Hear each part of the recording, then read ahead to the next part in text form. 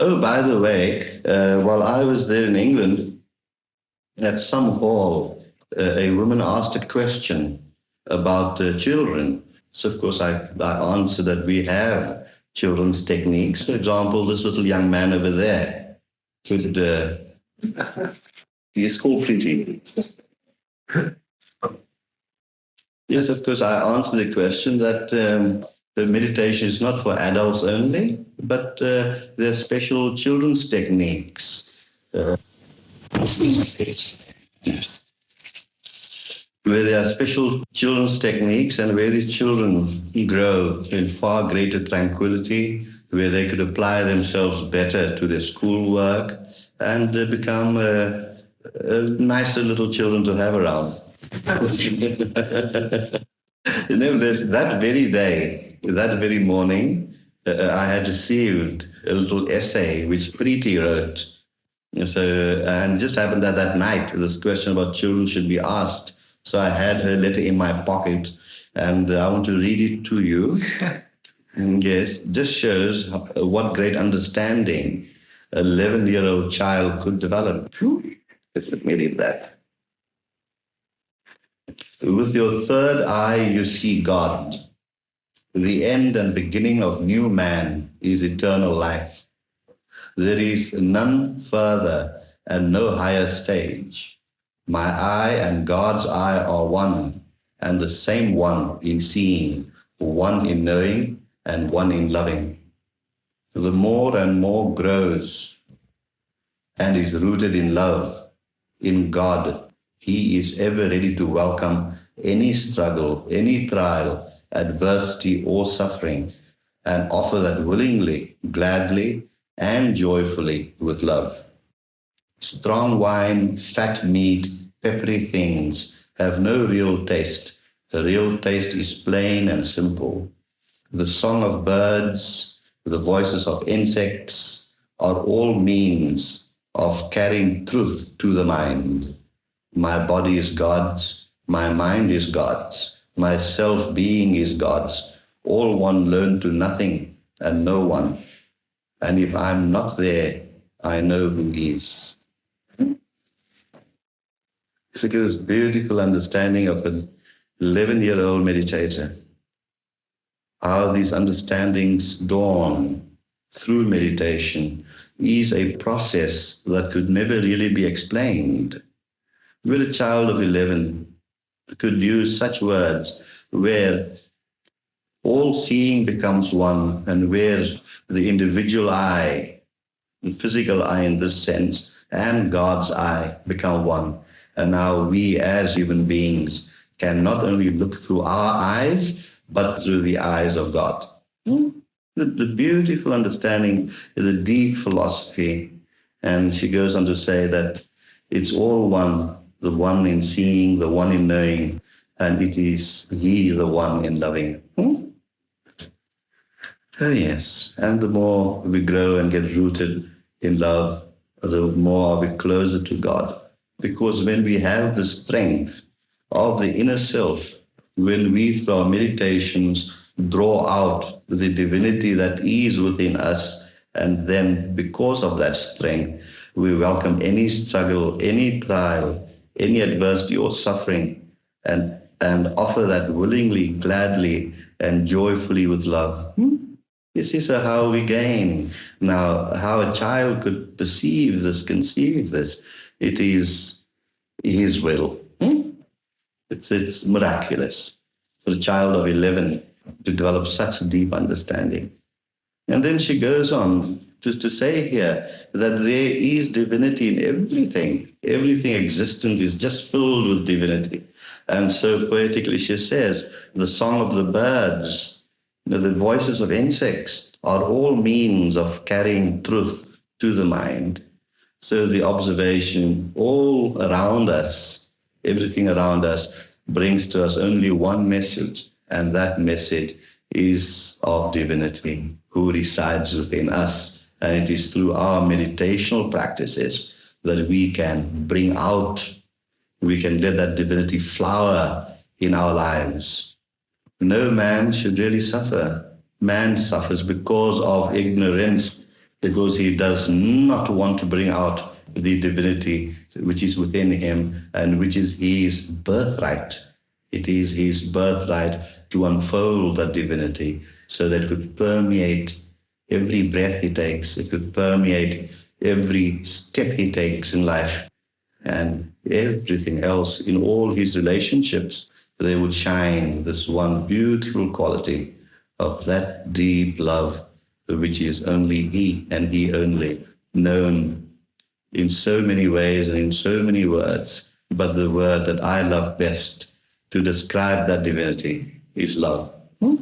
So when I read this on this question, and then of course a lot of children had made little paintings and wrote poems, and which is so beautiful and enjoyable. And this letter from Preeti caused such a stir there of the deep understanding of 11-year-old meditator. So we can see that if a child's mind can grasp these understandings and feel them, because here every word is so powerful, so powerful. You can hear it comes so from deep within. This is not the work of a mind, a thinking mind. It is the work of some inner power that just pours itself out, perhaps through the mind. Yeah. So the mind here is only an instrument, and we that meditate regularly will develop far deeper and deeper understandings, and not only develop understanding, but find the peace that passes all understanding. And that is what we want. That is what we want in life, the peace that passes all understanding, because we not only gain peace, but we become peace. And that is our birthright. So peace, love, God, all these terms are synonymous. They all mean the one and the same thing. So I say again, please do meditate regularly. It is for your own benefit. There's such divine forces at work that through these practices, you awaken that which is dormant in you. You awaken the beauty that is dormant. Most people live a life, a beautiful bud, but that bud has to be fed and nourished and cared for. That flower bud has to be nourished, cared for, nurtured, so that it opens up into the beautiful flower, so that it will be doing its dharma. It will be doing its duty in life by opening itself and also by making its environment beautiful as well. So these are the things we aim for. And I'm so happy to say, so happy to share this joy with people now growing rapidly throughout the world. And this is the message. In olden times, say 2,000 years ago, if you told a person, you must believe, you must have faith, they listened to that. When times change, the same eternal truths are brought about in different ways. Basically, all truth is one. 2,000 years ago, we could say, believe and have faith. And people were prepared. Their minds were of that level to accept this, to believe and to have faith. Today, the world has changed. The world has changed. If you ask the younger generation to believe and have faith, they would tell you straight, you're talking nonsense. What must I believe in? Why must I have faith? This is the answer you will get. But if you put the same teachings to them in a manner suited for today, you talk to them about the construction of the universe, which is nothing but vibration. And vibration exists in the subtle level and it exists in the grosser level as well, like vapor and ice. But the essence is the same, the H2O I always talk about. And by telling them this in a scientific manner, that a person can, through meditation, go deeper and deeper and deeper within oneself and touch the subtlest level of oneself, the subtlest vibration of oneself, then they would be prepared to do that. Right? And by touching the subtlest level within ourselves, we are contacting divinity. You see? So the meaning is the same, and by them having the experience of being able to touch the subtlest level, explained to them in scientific terms and methods given to them scientifically, once they have this little glimpse, then they start believing and they start having faith. You see? So the message of truth, the message of divinity will always, always, always eternally remain the same. There is no difference. But as times change, the message has to be given out in a different form and manner so that people can understand. Not only understand, but then they would accept. And when they accept, then they will practice. And when they practice, they benefit themselves. And when they benefit themselves by unfolding themselves, all joy of the universe is theirs. And that is the way. So the message we give to the world is none different than the message that was given 2,000 years ago, or 2,500 years ago, or 3,000 years ago. It's exactly the same. Okay, that is a short talk. Preeti,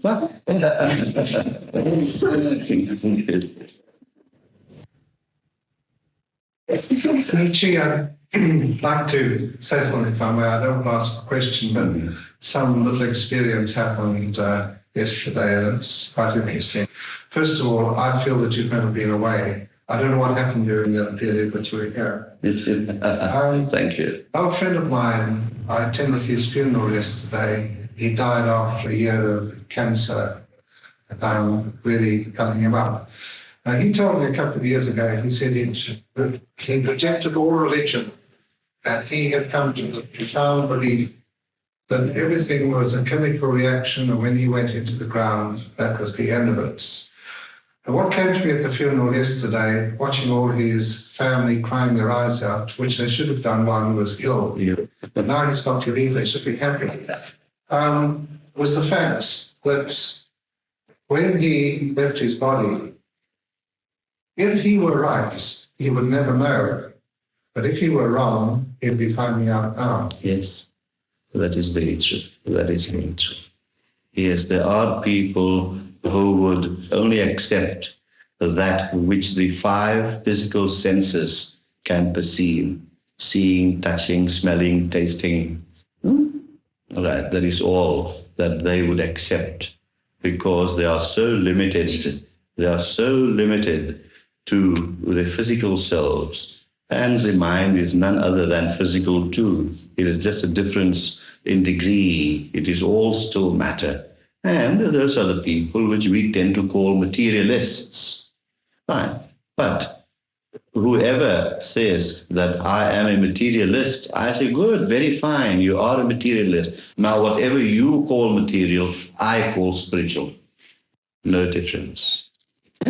No difference. Whatever you call material, I call spiritual. In your own body, which you call to be material, there are systems functioning there. There are millions of universes in your own body, where each cell has its own proper place, where each cell functions in a certain particular way. Now, what do you think makes those things function in a certain particular way? What puts order into that? Then he says, yes, that is true. There is a system. I say, what you call system, I call God.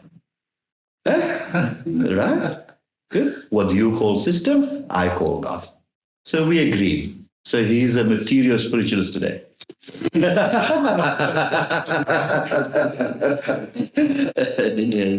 Yes, you find.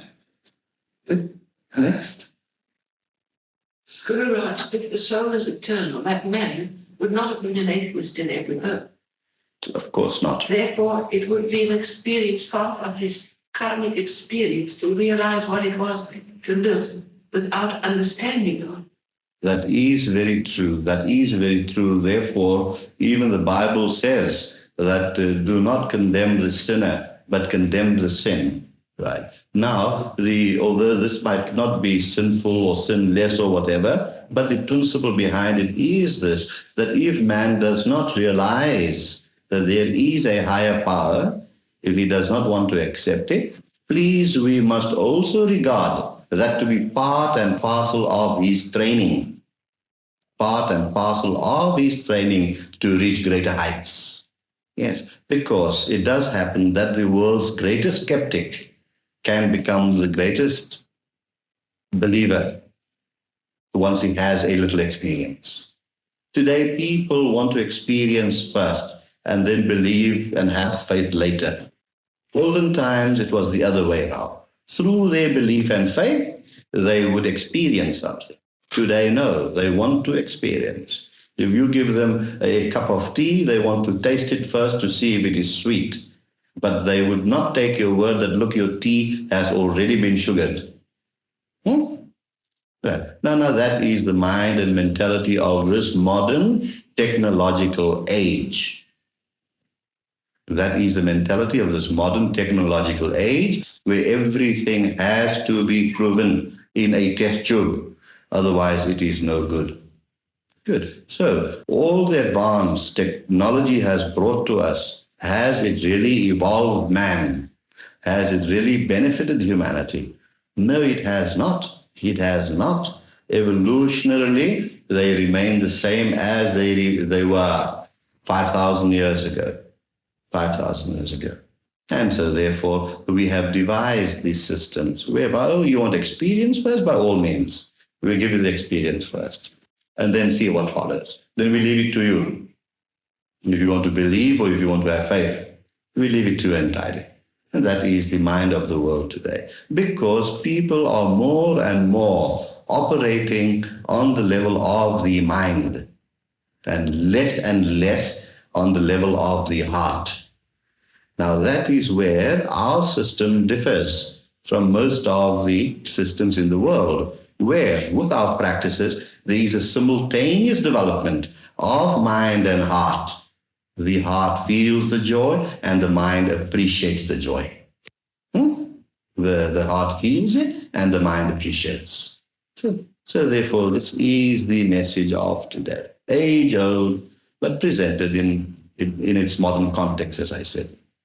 Yes. Good try. Anyone else? Could you tell us something about intuition? Is it emotional or intellectual?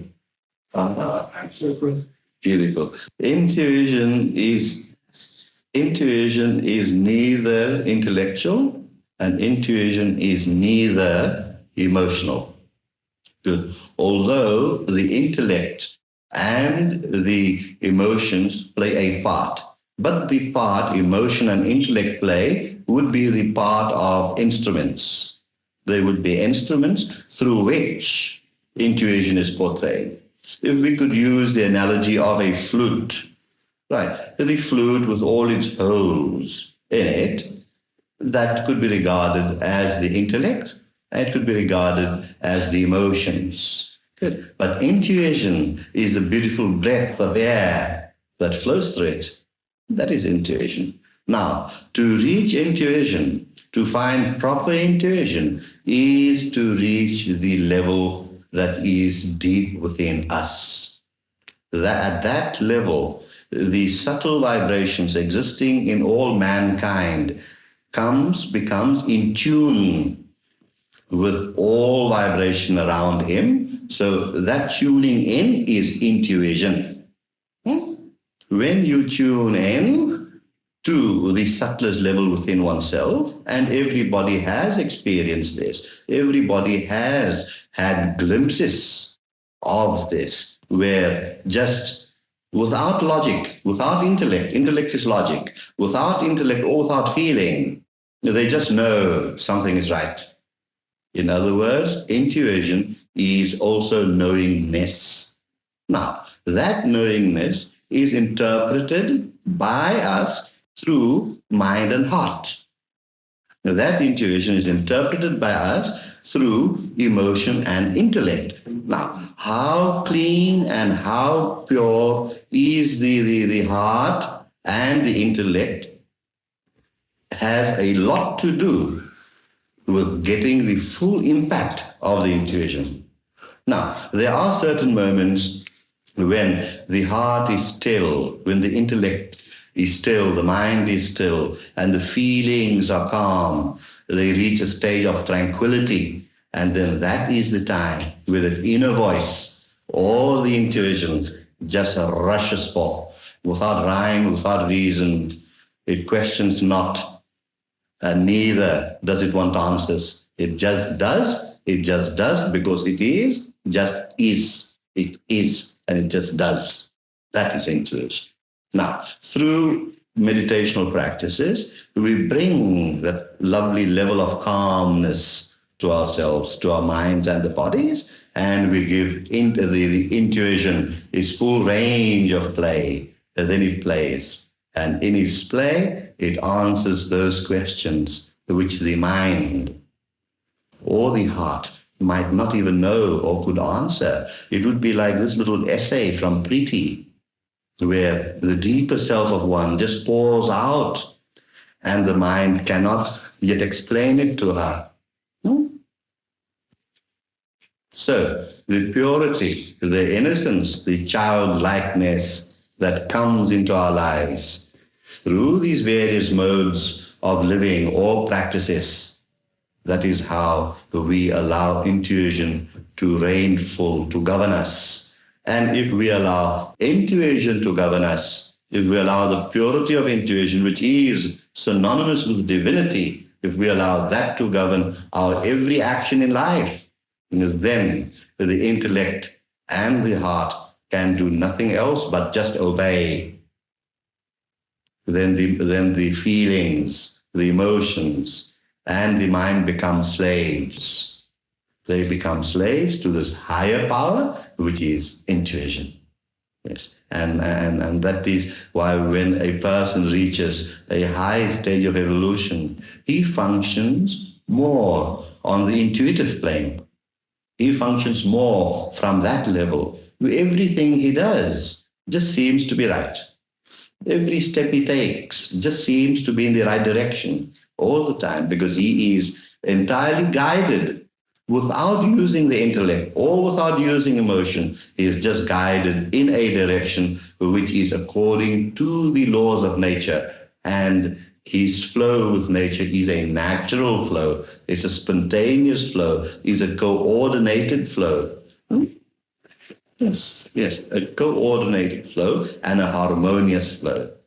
So then life really becomes joyful, because we allow that which is higher than ourselves to take us over in its hand, and we just become a slave of it. We regard the mind and the emotion as instruments, like the reed, the flute, and this divine melody. This plays straight, bringing harmony within the flute and to all those around that are listening. Yes, so the vibrations that is produced through our intuition is always and always will be in harmony and in tune with the vibrations around us. Always. And that is how people achieve, great people achieve greatness. When I say great people, I mean spiritually unfolded people. That is how their greatness is to be known and their greatness is to be measured. How the intuitive flow just flows and flows and flows. And every word said, every word spoken, every thought that is thought in the mind is just harmony, harmony, harmony, and nothing but harmony. And harmony is love. So intuition has such a wide range. It produces harmony, it shows us the truth, and it affects our intellect also in its contemplations of the truth, where it is automatically and spontaneously guided into thinking right. So we have right thought. When we have right thought, our action becomes right. Now, thinking and acting would necessarily have feeling. And the feeling aspect of man, because of this overpowering surge of intuition, is also affected and guided thereby. So action, thinking, feeling, act in harmony, become one. It is the same fuel. It's the same fuel that goes through the carburetor of the motor car. Same petrol that works each and every piston in the engine and gives it power. So that is intuition. That is the real feeling within us. That is the even beyond the range of feeling, the real truth within us, or the reality within us. That is intuition. And that is where we want to reach, that plane. But to reach intuition, we've got to have tuition in meditation.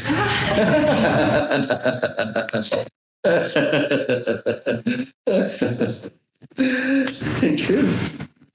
So 12, shall we call it a day? Yes. I'm not feeling too bright today. Okay, perfect.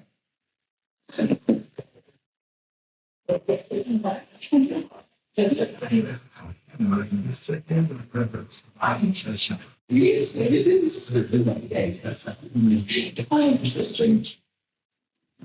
Shall we have our Shanti Path, the hymn of peace?